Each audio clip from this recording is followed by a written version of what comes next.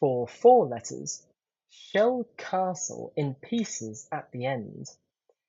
So an interesting surface read. It's giving us a depiction of a battlefield, a castle that's just been ruined, and at the end of this battle, it's in pieces, and it's almost like a tragic round off.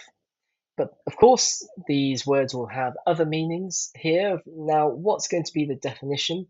We suspect it's going to be at the end. That is to say, at the end of this clue, which also is literally at the end here. And the reason why we should suspect that is because to shell a castle is if you're shelling a word, it means you're shelling the word, you're getting rid of its outer container letters. And so in this case, when we shell castle, we're deleting the C and the E. And that leaves us with A, S, T, and L.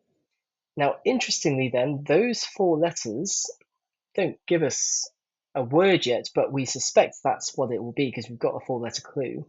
Those are in pieces. So that's an anagram indicator.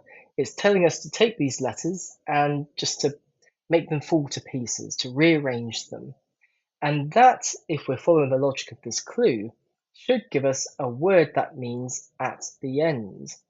Now, at the end might initially mislead us to think, are we thinking about pieces? Another word for pieces is at the end of this clue.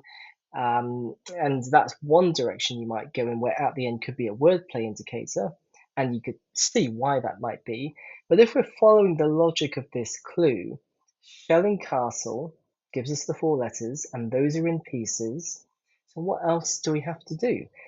Well, that's it. At the end doesn't really give us much more unless it is the definition. So if you rearrange the A, the S, the T, and the L, you can get last, which means at the end.